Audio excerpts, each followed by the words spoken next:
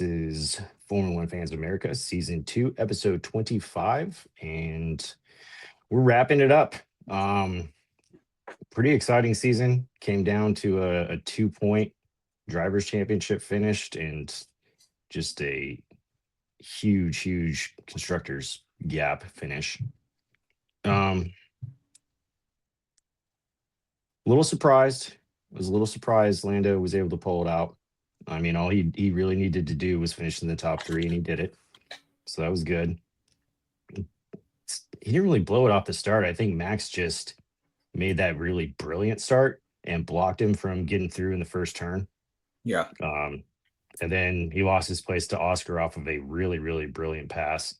And very difficult place to pass on. It is like one turn literally consecutively after another.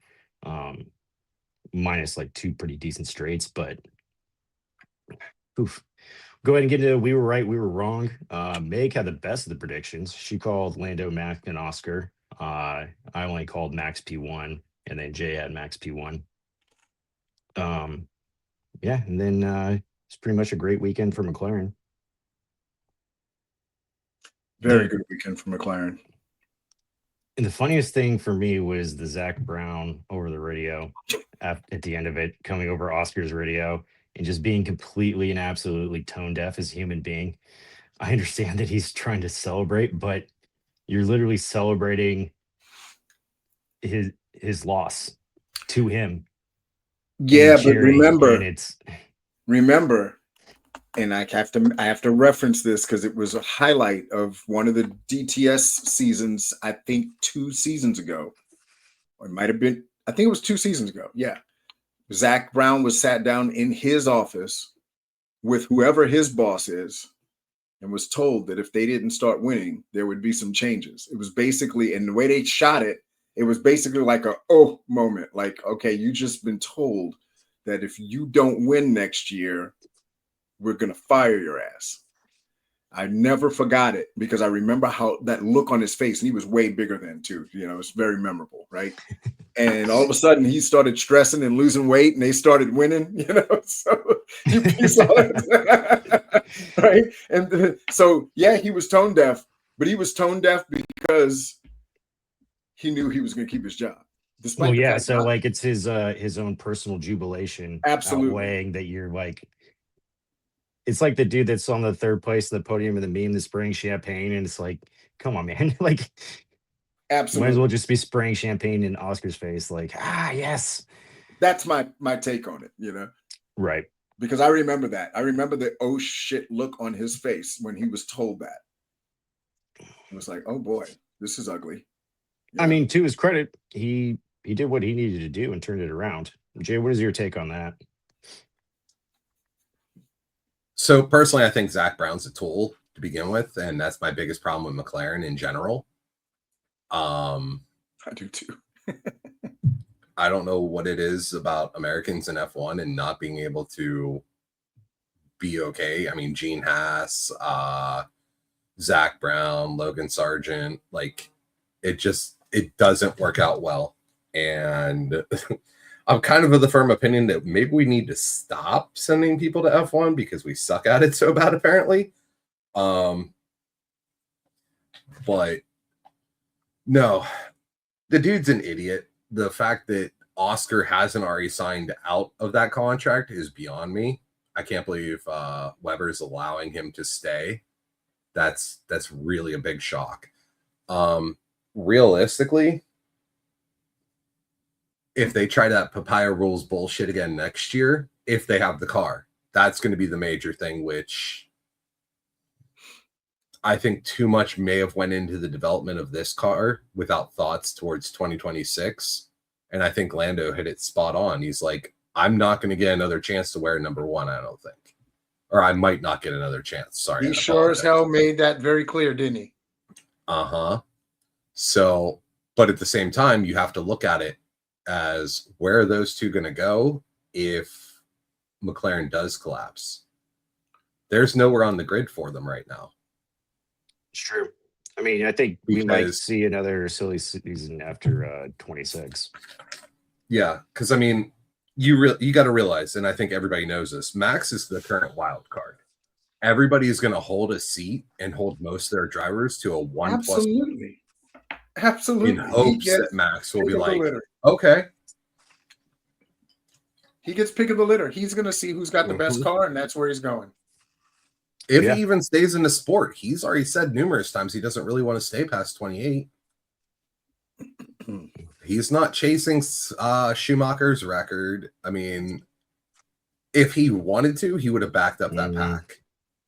No, if he wanted to, he would have backed up that pack, or Red Bull would have actually pulled some shady shit in I have order a to hard get him time that feeling like he championship. doesn't want to go down as one of the greatest drivers in F1 history. I'm He's not saying, completely hold capable of on. doing it. There is a difference between chasing Schumacher's record and being one of the greatest drivers of all time, and you know that as well as I do. Because Fair enough, but the numbers are there, Senna Well, is still considered one of but the it's not greatest chasing- drivers of all time, It's but he not doesn't have chasing as many Schumacher's championships as record. Schumacher. It's not chasing Schumacher's record. The 5 in a row is gone. He's chasing Lewis's record. No, I'm saying like the 7. He's already seven. said 7. Yeah. Right. Yeah, I feel you. So, I mean, that's my take on it, but realistically, if he wanted to, I think he could have taken this. And I just don't like, if you look at the press conferences, everything, he's just like, whatever. I have one at home, or I have 4 other ones at home that look just like this. I know what my signature looks like. It's not like, yeah, it would be awesome to win another one, but am I going to be heartbroken if I don't? No. So No, that's absolutely for certain. But I don't know. I have a hard time believing as competitive as he is, he doesn't want 7. I just remember him saying this after he won number 3, I believe it was, where he's like, I don't want 7. I don't want to be chasing this. I don't want to be doing this forever. And he's already made huge pushes for Redline. Yeah, Redline. Well, let's keep it like racing. and shift gears back to McLaren too, where you're jumping ahead in topics, dude. I haven't even pulled up the topics. Sorry, apologies. Okay, no, all good. Well, we're gonna get to Max. It's literally the next topic. My bad. But let's wrap up on this McLaren. Oscar still put on a race, still did everything he could. I mean, I've respected the kid all year, said nothing but good things about him. I did want to say one thing about Lando too, is a lot of humility coming out of him, which is what I did not expect from him. And as somebody that's personally criticized him for not having humility throughout this year, and last year, and like his immaturity and lack of candor, and it's a great drive to survive moment is where he didn't know how to talk to the media.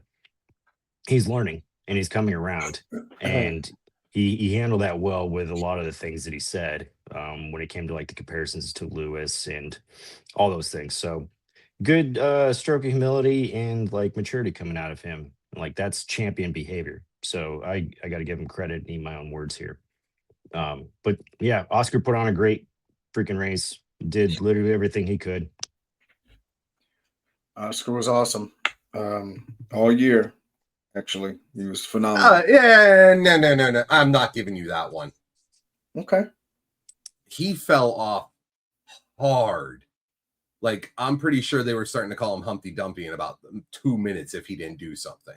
Like, realistically, he fell apart. There was no other way of looking at that. And I mean, you can blame it on McLaren. You can do whatever you want. He had the better pit stops throughout the year as far as times are concerned. The only real big incident I can see that McLaren stepped in and said whatever was Monza. And if they wouldn't have done that, Max would be champion right now. Yeah, well, there's a lot of ifs. If it was a skip, we could take a boat ride. If they had backed Oscar when he had the thing already sewed up, the car that won the constructors 7 races ago would have had a champion right around that same time too. So there's that argument as well. Right, but whenever you have 2 number 1 drivers, and Rich, you can vouch for this. How many times I say most teams are now creating these super teams because this is what FIA wants. They want people that no matter what the car is, they have 2 great drivers, so there's always a title battle. And I said this easily a year ago. It's true. It's what helps create all the drama. Mm-hmm. So with that, you have two drivers where if you let them go, and mind you, I hate papaya rules. I think it's stupid. I do think they should be allowed to race. But you have two drivers, you're going to have a repeat of 2016 where they're going to start taking each other out.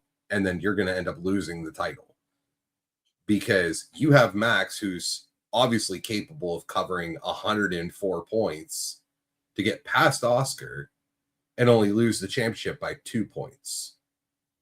You have that always as a threat in the background. You can't have your drivers taking each other out constantly. And whether you want Oscar to be given precedence whenever he's not number one driver, technically, if you want to be biased about it on seniority. Seniority doesn't mean shit. It has nothing to do with seniority. It has to do with who is performing. You don't psychologically take your driver out of the game by doing what they did. And that's exactly what happened. He didn't fall to pieces. He was disrupted in his flow state by BS from that pit wall. Starting with ruining his first win ever by allowing Lando to act like a petulant little child and wait till the last lap of the race in front of the biggest grandstand to finally slow down and let him go by, ruining his entire first win. Yet Zach Brown's got a tattoo of Miami on his arm. So I think I know what I'm talking about when I say that. That's why I wrote the piece about the Godfather piece and what I talked about in that piece. It's like when you see who's delivering consistently, that's where Don Corleone says, Michael, you're the guy. It's not you, Sonny, it's him. That's what you do. And then you stabilize everything and you move forward. They didn't have the fortitude to do that. And they were too far up Lando's butt to do that. You're saying exactly what my thought was when in response to Lando, quote unquote, falling apart. Oscar falling apart? You mean? Yeah, Oscar falling apart. Yes. Yeah, that was the team's fault, man. I'll blame McLaren for that all day long. They screwed him over. How is he supposed to maintain focus and concentration at the highest pinnacle of motorsports and have to be at his pinnacle to continue to stay competitive with, Max? Really? And two number one drivers. I don't disagree with what you're saying with the super team and what they're trying to create. Yeah. But they're still acting and behaving like they've got number one and two instead of two number ones. And that's where like all this controversy and bullshit happens. You say they're two number ones, right? But you treat them like a stepchild, literally. And I'm not disagreeing with that. I'm just saying it's going to be a return of 2016, and we've already seen this script. I what love would you rather do? I love it. That's great. Personally, so would I. But at the end of the day, what is this business about? Well, again, the Constructors Championship was already in the bag. Yeah. So why are you still, I'm not talking about that. I'm talking about money in general. I'm talking about money in general. There's a lot lower of a cost cap now than there is previously, correct? Well, so if they're crashing into each other constantly and causing massive amounts of damage, that causes your cost to go up. You also start taking grid penalties because you're going to have to eventually do gearboxes, engines, whatever else, because your drivers are acting like a bunch of spoiled children. I really had to struggle with that one. But there's one who almost got to an accident and ran his teammate off the track. I'm not disagreeing, but realistically, if you were to let them go at it, they're going to breach the cost cap. That World Constructors Championship, gone. World Drivers Championship, gone. Because this isn't going to be a little overage. This is going to be a major overage by several $million. I understand everything you're saying. Like, but the point that I'm trying to make is that if we're going to talk about people's like attitudes and mentalities and people falling apart mentally, like this is not even an argument for us to have. It's like pretty well documented. Lando Norris has struggled mentally. If he wasn't we've so talked about this several with times, he would not have won the championship. Well, I think there's two interesting dynamics that are going to emerge out of this. I think this is fair. I'll make one observation before I say the first thing. I think that the language that you heard coming out of Max toward the latter part of the season, emphasizing, not sticking around and all those different things were just him doing the mental gymnastics he needed to do to manage his own expectations once he saw things slipping away. He got very, very vocal about it when he was 104 points behind, but he never stopped fighting. That's beautiful, right? But he did start managing his fan base's expectations. And he did so all the way up to the very end. Once it's lost, this is where I believe that that Max becomes dangerous again, because he can say he doesn't want another one or didn't want the 5 in a row. He can say he's not chasing Schumacher's, legacy or whatever those things are. But ultimately, that dude is a competitor and he's a fierce one, and I think that he's going to come back and try to put his foot through the floor and buzz that thing around the place until he can reclaim that number one, which is a big conversation going on right now, right? It's what numbers are you going to do? It's not going to be 33. Maybe it'll be 3. Maybe Ricardo. There's a whole lot. If you look at all the conversation around Max and this whole transition, there's a lot of pieces, a lot of nuance to it. I also think that Lando Norris has already signaled his understanding that Oscar is going to be so bomb ass if the car is good that he's going to have his hands full. That's part of what I think I see Lando talking about. Like, Lando knows how hard they worked to put him in that position. And Lando knows now that he's won it, that Oscar's going to go say to the moon, and it's going to be on. So your 2016 that you're talking about, whether the McLaren's competitive or not, they'll be near each other because they're both comparable, skillful drivers, right? If the car is the car, there's going to be some battling going on at McLaren.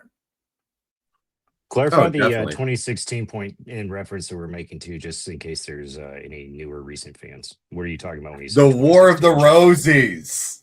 There we go. Thank you. So what it was Nico Rosberg and Lewis Hamilton in 2016. Basically, Nico had enough of playing shadow and started putting the foot to the floor. And Toto just let him race. And because of that, there was a lot of shit that happened. Carnage. There's a lot of carnage. Carnage is a nice word for it. I mean, hell, that's why Max got his first victory in F1. Was because of them spinning out on each other. Right. So, it's definitely a careful balancing game, and history will repeat itself. And I think that's what McLaren is actively trying to avoid. Is just that situation. Although I think they're festering it and going to make it a lot worse because they're going to end up losing both their drivers because of it. Well, I think, again, no matter where they are in the pack, there's going to be Oscar is not going to kowtow to Lando or McLaren's directives any longer. I just don't see it happening. I think that he was profoundly gracious in taking that second place. Because, where did he end up? Second place, right? He did eclipse. No, he didn't. Max lost by 2. Oscar's actually behind him in points, correct? Yep. Okay. He's in third. Yeah, that's right. So I think he was profoundly gracious in the way that he handled that. I mean, everything from the moment he got out of the car, I think was just perfect. I mean, the guy's very mature, very even keel. And if you think he was steely, then wait till 26. This is going to be so much fun between the regulations and the cars and the new active aero and the whole nine and the size difference and the weight and all of it. Man, they give these guys stuff they can flick around better than they could these monsters. We're going to see some fireworks. One final point on the difference between the two of them is just the amount of experience in the sport. Lando's been doing this a little bit longer than Oscar has. So there's a lot of good things to come out of Oscar Piastri. And if he gets more BS like that, I'd be surprised, like to your point, Fabian, if he stays with them. And I think that's all the points that we're making. Jay, let's go talk Mhm. about your favorite topic next and Red Bull. Red Bull's a shit show at the moment. Holy shit. Yes. Agreed. Yes. We agree. They're like, Agreed. Oh, okay, shit. All three. you unanimous? get the fuck out. You get the fuck out. Like, they're just getting rid of some of everybody right now. Personally, I think it's one of their smartest moves. I would have honestly dropped Marco before I would have dropped Marco before I dropped Horner. I'd have dropped him after that comment he made about Checo last year.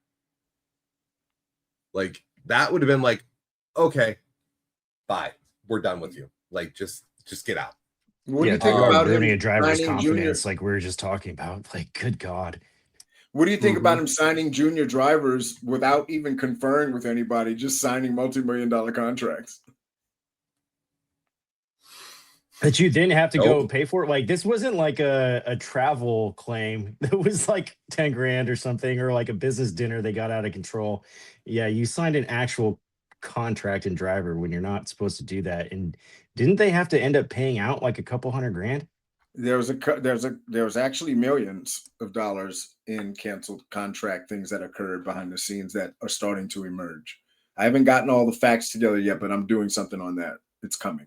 I haven't had the chance to even look at the Marco news yet, just because I've been slammed. But yeah, no, like, good riddance. Definitely happy to see him go, I think. But at the same time, how many drivers on the grid are there because of Marco? Not disputing At least that. half the grid. At least half the grid. He's a driver. That's what he was good at. You know, he was a driver. I mean, if nothing else, Red Bull is very loyal. I mean, they stayed loyal to a pervert and an asshole for 2 years. Allegedly. Till he stopped performing for them. Yeah, well, you know. You mean till Dietrich died? Dietrich died and he was gone a year and a half later. Like, that's how that works. Mm-hmm. That's how What's that funny works. is that wasn't even Dietrich's boy. That was the ties side. But regardless, Fabian had a very good point, and Jay, I'm curious about your take on this, because even in kind of Max's own words, he lost it in Spain. You know, when he crashed into Georgie. Yeah, I would say there's several places that he lost it realistically. Like, I pulled up all the race results and was looking through it. I can't remember if it was, Bahrain was one where he just lost it. Like, he just didn't have control of the car. Nothing was going right for him that weekend. I would say you could probably go back as early as that. Even what? 8th place in Bahrain. Spain, he won, or excuse me, 8 points. Spain, he only scored 1 point. Here's the point of that bullet point, though, Jay. I don't disagree with what you're saying, but this was under his control. It's not a mistake. Oh, yeah. Momentary lapse of entering and exiting a corner. This was him finally admitting, after saying that he didn't do that. This is him admitting tacitly that he lost his head and he cost himself a P5 to a P10. P10 is 1 point. First is 25, second is 18. I know 5 is probably close to double digits, if it's not, but that's where he cost himself this championship with the margin that ultimately wound up being. And to see him admit it is interesting. That's growth. I don't disagree. Yeah. I think this year alone, we saw more out of Max as far as growth, as far as grit, as far as pretty much any adjective that you want to use. But we've also seen, I'm almost thinking it might have been the death of the crash Verstappen side, where he now is fully aware of, he is. Okay. He is. I can no longer do that. He said that. He literally said that in this moment where he provided this revelation. He said, that will not happen next year. Guaranteed. Yeah. But there's a difference. Like, this is what I'm saying, though. There's a difference between Words mean things, but actions speak louder. Absolutely. But Absolutely. and I think a big part of that is Max is going to be acting a lot more controlled. And I think we can circle back to Fernando on this one. He's got a baby at home. Is he still going to be pulling the same shenanigans that he pulled 3 years ago, 4 years ago, whatever you want to call? No. He's going to start looking at things more logically. He's going to start looking at things like, oh shit, this might affect my brand. Because realistically, his brand is what's going to bring people on that sim race team. And because of that, he's set for as long as he wants to do that. This isn't sim racing. Yeah, we may lose hand-eye coordination as we get older, but you could push. I mean, Fernando Alonso's what, 45? Something stupid. And he's still going to race in F1 next year. Right. Sim racers, he could probably go to these 60 and be just fine. So I think you're going to see a lot of that more so with Max now, is just that growth. And like you said, whenever he's lost, he's the most dangerous. Right. I think Right. whenever he's controlled is whenever he's the most dangerous. Mm-hmm. And because, I mean, say what you want about 21, you started seeing signs of that control. Mm-hmm. With the exception of Monza, I would say he played that pretty freaking controlled. And in all honesty, after coming back after getting yeeted into a damn wall at Silverstone, coming into Monza, I would probably do the same thing about, I'm not moving. Let's go. You want to wreck me? We'll prove that you're the dangerous one here. Right. So I think that's where it started to come alive, because since then, there's been what, 3, maybe 4 incidents where you're seeing Max reverting back to 2016 through 2020 Max. As far as everything goes, I can think of this or the smacking into George, which I said at the time he should have been thrown out of that race. You did. I remember that. Because that's you were pretty upset about it. Mm-hmm. I mean, hell, even look how he acted towards Kimi this year. Kimi, technically, if you really want to be an asshole about this, Kimi's the one that cost Max this championship. They raced each other pretty good. Yeah. I'm talking about that wreck. I'm not even talking about him stepping off the line. Yeah. But yeah, I got you. So, I mean, realistically, look how he's acted towards Kimi. He's treated him like a little brother, you know? Like, was that Austria? Come on, dude. We're good. I think it was Austria. I think it was. It and had to been I think Austria. Max, when we talked about it after on the episode, he was saying, you know, it was a racing thing. Like we all made these mistakes in our rookie years and then even years beyond. And he was super gracious towards Kimi. Yep, because Kimi went bowling for Red Bull at that point. Well, he sees the talent, I think, there, but go ahead and carry on with your points. What I was going to say was, though, is that you're seeing him starting to like be more nurturing towards younger drivers. Whereas if this was 6 years ago, we all saw what he did to Ocon. You know, like, I mean, realistically, you're seeing growth all over the place with him. And as far as the control and danger, I would say whenever he took off his helmet in frustration after he lost to Checo and said, I will never lose to him again. That is one of those monster moments. Qatar, I think it was Qatar. Qatar 21 was whenever he hit the wall on that insane lap that he was doing, Fabian. Yeah. I would say that was a defining moment. The Checo moment, and then seeing him with Kimi is like the 3 big defining moments where you're going to see a controlled Max next year because he knows he's not going to have the car. And I wouldn't count him out, even if Red Bull's other drivers in 20th. Max starts in 10th, I guarantee you he would still hit podium every time. He's still going to be dangerous. And yeah, I just He definitely learns his lessons, and like I do agree with you. Like this is a coming of age and growth year for him, especially because he's learning how to handle all this stuff. We're gonna take a real quick pause, and then we're gonna jump right back into like the season standings and comparison from where we ended up last season to where we ended up this season. We'll be right back. All right, we are back.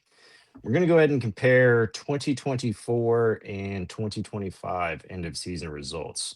So if we look at the drivers, you had Verstappen in the lead by a solid 60 points, Norris in second, Leclerc in third, and Piastri in fourth, and Sainz in fifth. We go look at the top five now. We got Norris just 2 points ahead of Verstappen, Piastri not too far behind Russell and Leclerc. Sainz obviously made a move, but still placed ninth in a Williams. Pretty solid, stellar results. Biggest changes were with the constructors. So you had, McLaren, and then Ferrari was a close second. It was like, let me look at it, 666 versus 652. And this year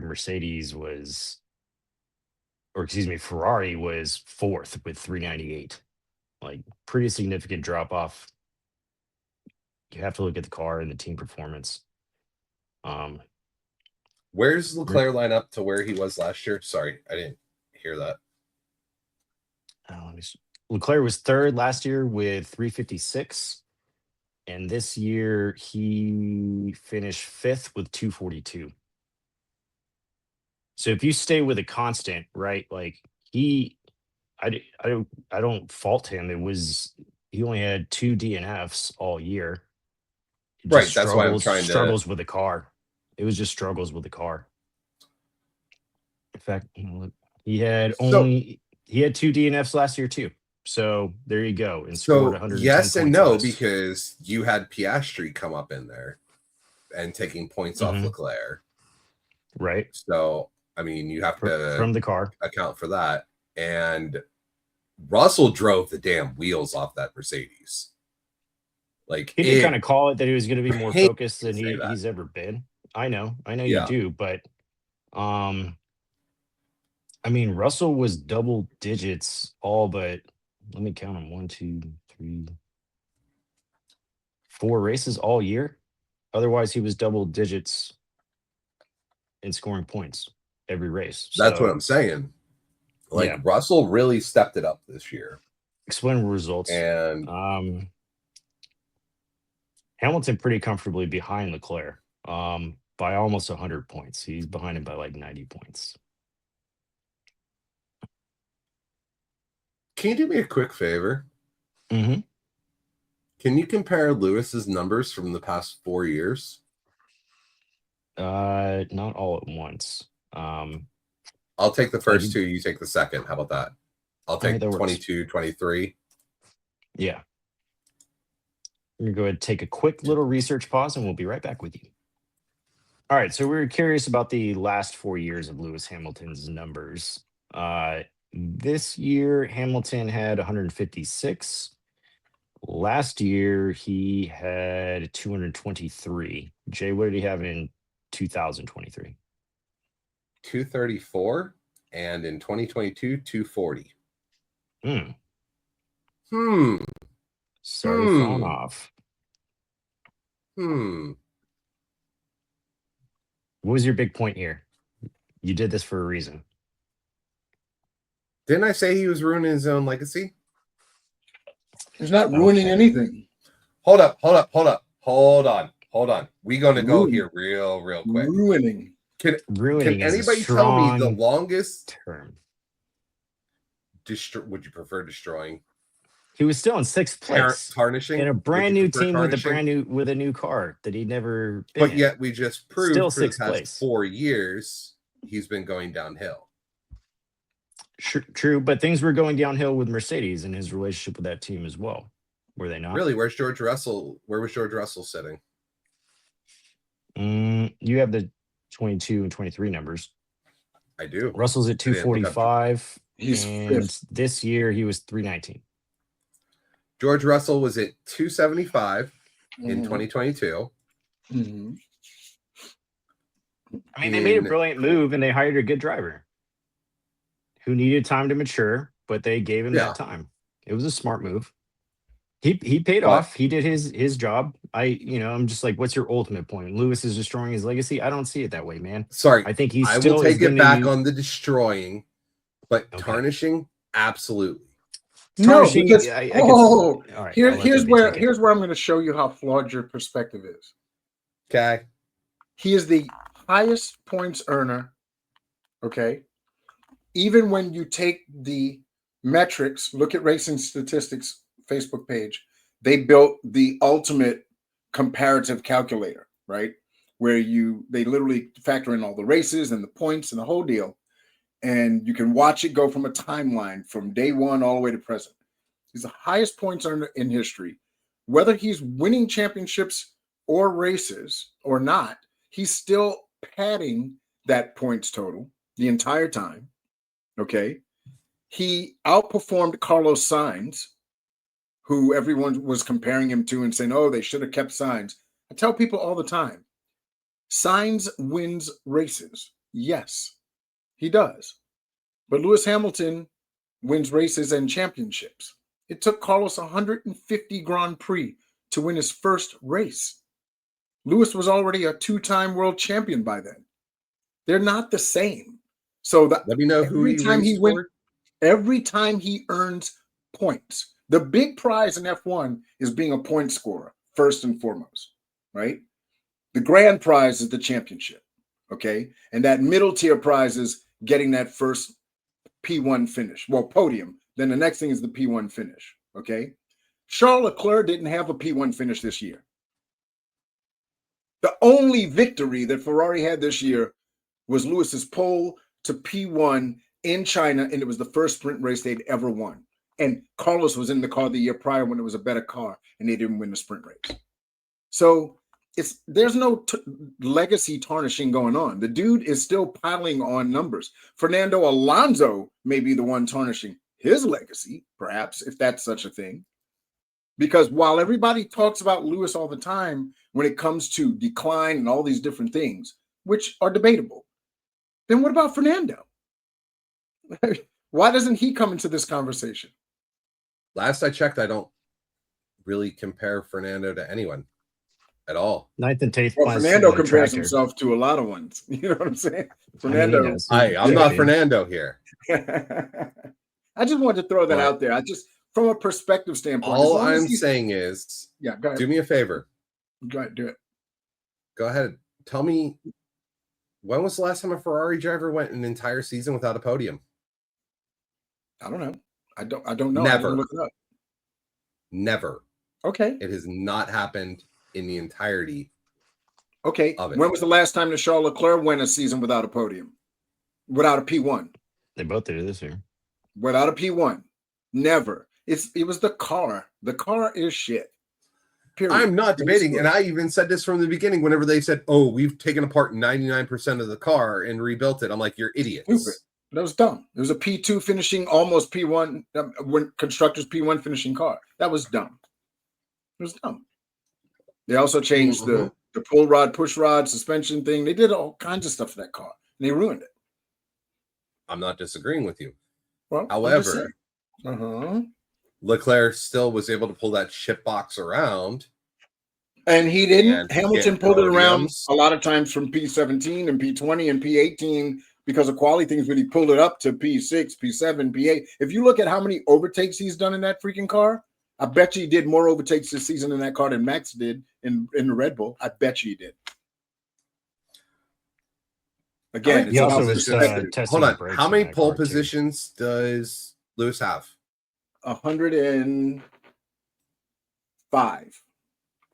Okay. So arguably one of the greatest qualifiers of all fucking time. Yeah.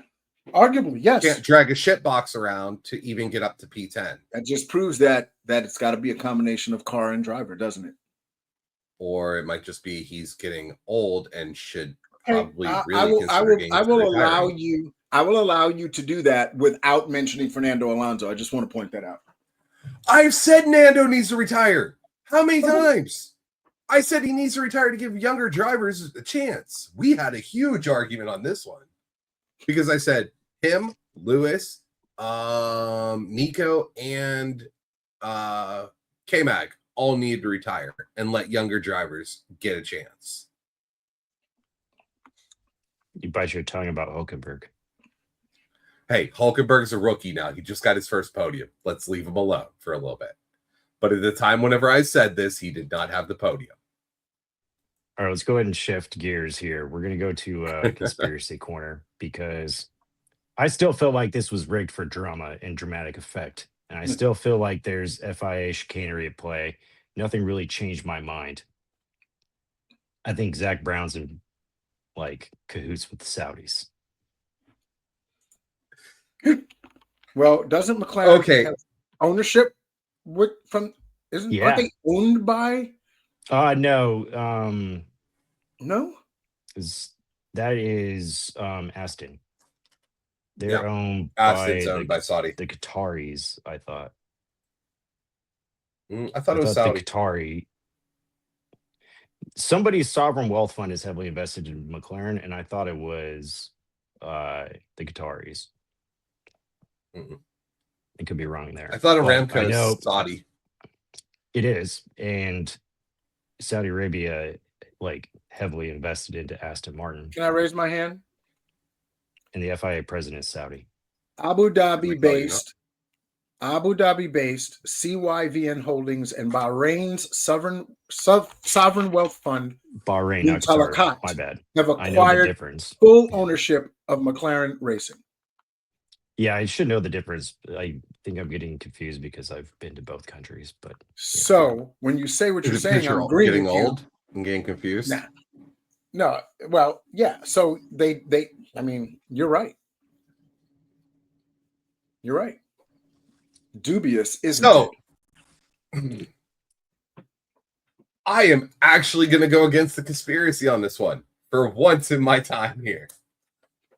If it was a conspiracy and it was just to create the controversy, to get the rank or get the ratings, whatever, cause more talks, he would have gotten a penalty for having all four of them wheels off that track.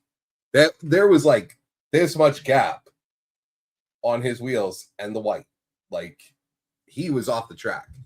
5-second penalty would have put him right up against Charles, and you would have had racing the entirety of it. Lando still would have pulled it out in the end, been a deserving champion, as some people have put it.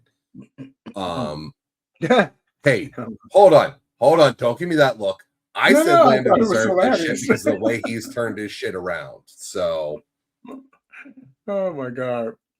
And I still stick by what I said last week, Rich. I love it. The only reason people hate Lando is because Zach Brown is a negligent father to Oscar Piastri. I wonder if he was so humble because he knew he didn't truly earn it. I'm just wondering. It's conspiracy corner. I'm just wondering aloud, thinking thoughts, expressing. So Oscar would have earned it if they would have made Lando sit back and just take it. No, I think if anybody earned it, it was Max. I think, but I do think that they messed with things though this year to make it creative. We'll see.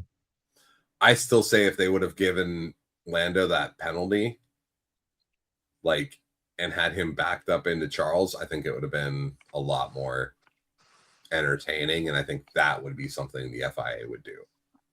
I think that was the most actually like honestly the most disappointing thing for me was that nothing too crazy happened during this race. I expected something crazy to happen, and it didn't. So that's where it kind of like goes against what I'm saying with my whole conspiracy that this was rigged for drama.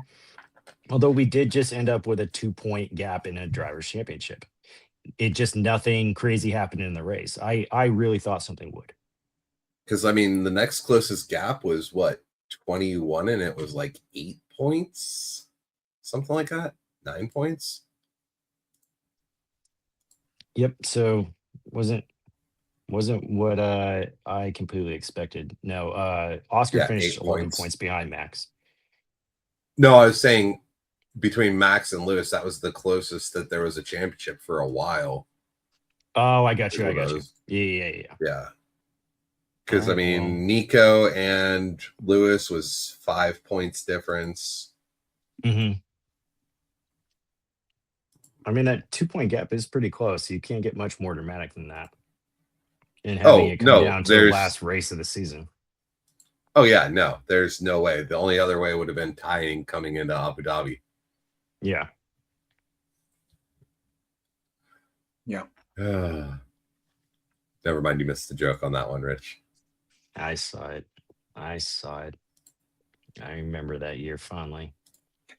All right. Well, on that note, I think we're going to go ahead and wrap our final episode for 2025. This has been season 2, episode 25 of Formula One Fans of America. We're going to take a little bit of a break, but we will have some off-season content. Promise you that. And as always, keep following the page. Thank you guys for listening. I'll see you guys in 3 weeks. All right.